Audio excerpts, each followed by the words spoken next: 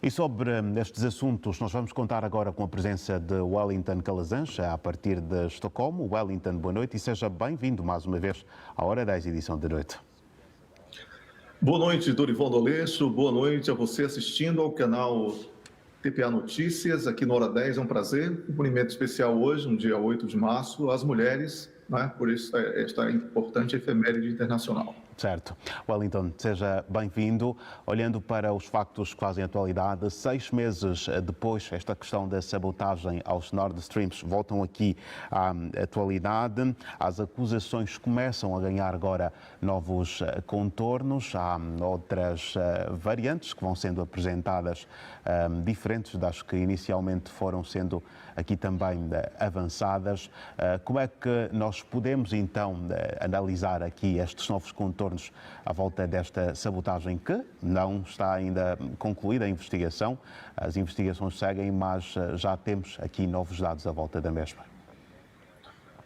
Olha, Dorivaldo, as investigações, elas dificilmente irão trazer a verdade como realmente aconteceu. Certo. Mas os atores interessados nisso já estão expostos, porque uma reportagem muito ampla de um premiado jornalista trouxe para o mundo algo que a imprensa, de um modo geral, deveria ter feito desde o início. Observe que você mesmo destacou aí que esse episódio, que foi um ataque terrorista, aconteceu há 6 meses. E somente agora, depois de balões que invadiram os céus dos Estados Unidos, depois de uma série de desvios de foco, finalmente esse debate veio à tona. E aí reside, Dorivaldo, algo muito grave. Primeiro, ao autorizar, se realmente foram os norte-americanos, com participação dos noruegueses, consentimento da União Europeia, através da Van der Leyen, e do Olaf Scholz na Alemanha, mas aí eu vou tentar falar passo a passo o que é que pode acontecer. Primeiro, se os Estados Unidos autorizaram esse tipo de sabotagem, o presidente Joe Biden pode sofrer impeachment, porque esse tipo de ação de guerra, teria que ter sido aprovada pelo Congresso. Então, ele pode sofrer impeachment caso fique provado que ele autorizou o ataque ao Nord Stream. E os norte-americanos, através do próprio presidente Joe Biden, através de alguns outros quadros do governo de grande relevância, falaram abertamente que o Nord Stream teria que ser destruído e que eles poderiam fazer isso tranquilamente, como se fosse uma coisa qualquer. Mas não é muito grave, um investimento de grande relevância. E aí sim, vamos para a Alemanha. Se confirmado o consentimento de Olaf Scholz neste episódio, ele terá cometido, para além de um ataque terrorista, coautor de um ataque terrorista, ele terá praticado um crime de lesa pátria contra o próprio povo alemão, porque é um patrimônio alemão, holandês, russo, o Nord Stream. E agora, Ursula von der Leyen, da União Europeia, também pode estar envolvida e também pode ser acusada de participante dessa trama, não é? E também, por ser a União Europeia um conjunto de países que formam um bloco, ela pode ser acusada por múltiplos crimes de lesa pátria. Aí também tem a Noruega, que as pessoas falam um pouco, mas que pode ter sido a autora, através das suas forças armadas, a executora, segundo a reportagem que foi publicada, e a que eu mais acredito, é a mais plausível, né, de toda essa história. E aí os noruegueses estariam numa situação extremamente delicada. Então, diante de tudo isso, e sabendo que a Ucrânia praticamente não existe mais, o que restou aos países membros da NATO foi jogar a culpa na Ucrânia. Ainda não diretamente, disseram que foi um grupo de simpatizantes. Olha, Dorivaldo, seria mais fácil eu e você tramarmos aqui com katanas e destruir o Nord Stream do que grupos simpatizantes da Ucrânia. Eles não conseguem atravessar a fronteira para a Polônia, e todos sabemos disso. Há um rigor muito grande para atravessar as fronteiras. e muito menos chegar no Mar Báltico e praticar um ato terrorista dessa proporção. Quando uma criança com a boca toda suja de chocolate nega que comeu o chocolate da mãe, isso parece bastante engraçado, né? Mas estamos falando aqui de Nord Stream num momento de tensão internacional, que eu costumo falar que é um embrião de guerra mundial, porque é uma tensão da NATO contra a Rússia em solo ucraniano, e por enquanto só está existindo o solo, não é? A Ucrânia não tem soberania mais para absolutamente nada. Você, inclusive, falou sobre a questão dos alimentos antes, que o secretário-geral da ONU das Nações Unidas, exatamente, falou sobre a soberania territorial da Ucrânia, e ele sempre esquece de mencionar o episódio da Líbia. Não é? É bom que lembre da Líbia quando a ONU fala sobre soberania territorial, porque a ONU também, de alguma maneira, foi coartífice ao não denunciar a gravidade daquele episódio, não é? E a NATO a autora direta.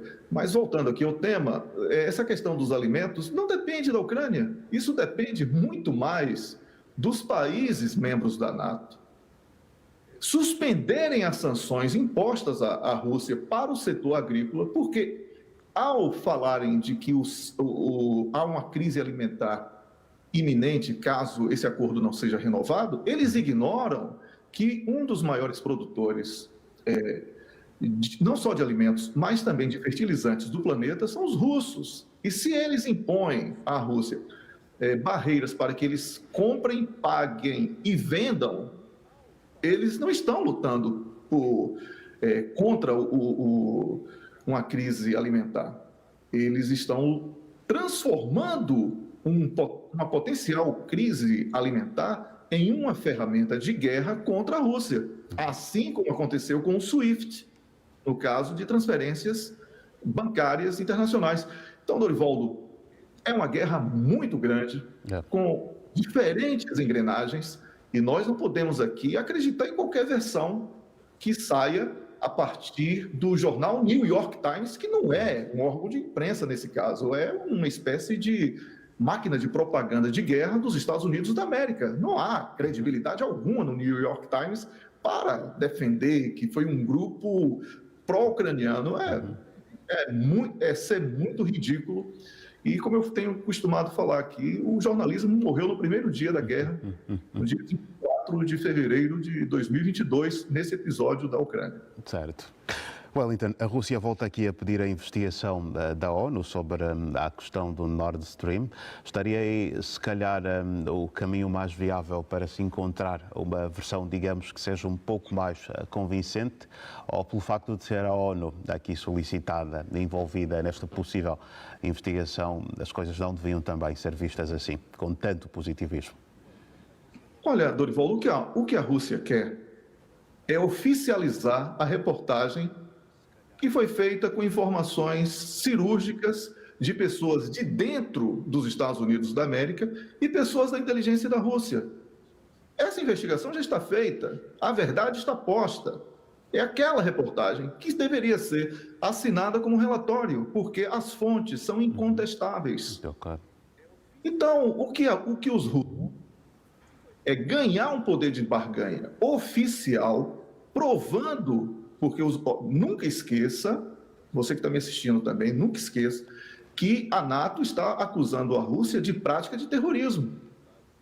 Então, o que a Rússia tenta ao fazer isso é provar, através de um relatório oficial, que quem praticou terrorismo foi a NATO, através dos Estados Unidos, da Alemanha, da União Europeia como um todo, e de países como a Noruega, que participaram ativamente dessa sabotagem ao Nord Stream. Então, eu não vejo que um novo relatório, que uma nova investigação traga novos elementos. O que os russos querem é apenas ratificar esse episódio da maneira que foi reportado e publicado amplamente há pouco mais de 2 meses. Wellington, a NATO também pede que não haja especulações E o responsável pela NATO, o secretário-geral no caso, Stoltenberg, também voltou aqui a referir que esta sabotagem demonstra mais uma vez a vulnerabilidade das infraestruturas críticas da Europa e por isso é necessário reforçá-las. Olha para esta situação com o mesmo ponto de vista aqui de Stoltenberg. É um norueguês que sabe que foi primeiro-ministro, né? Que sabe que o seu país está até os dentes envolvido com esse problema. Então ele tem que contribuir para o desvio de foco. Ele quer que o mundo acredite que foram simpatizantes ucranianos que destruíram uma das principais infraestruturas da Europa. E não vai conseguir isso. O que ele vai conseguir é irritar ainda mais os russos. Observe, Dorival, não estou falando isso, sabe por quê? Porque o governo chinês, hoje, na sua página do Twitter, fez uma brincadeira com os Estados Unidos da América. Praticamente chamou os norte-americanos de mentirosos dentro da sua página do Twitter. Porque não tem como negar que o principal interessado no ato terrorista praticado e chamado de uma maneira, vamos chamar de eufemismo, né, de sabotagem, não foi um ato terrorista. Os Estados Unidos da América têm aí o dedo norte-americano, segundo um jornalista sério, premiado internacionalmente, e que apresentou as provas. Ninguém pode contestar que ele apresentou as provas. Então, Dorivaldo, o secretário-geral da NATO, quando ele tenta ganhar tempo, ganhar fôlego, ele está buscando apenas um novo elemento, um desvio de foco que seja capaz de sufocar esse debate, mas não terá êxito, porque isso é de uma gravidade que põe em risco as relações internacionais como um todo. Estamos aqui diante de uma gravidade sem precedentes, estamos falando de uma sabotagem, um ataque terrorista à infraestrutura que tem levado o povo alemão ao desemprego, a uma série de constrangimentos e, como eu falei,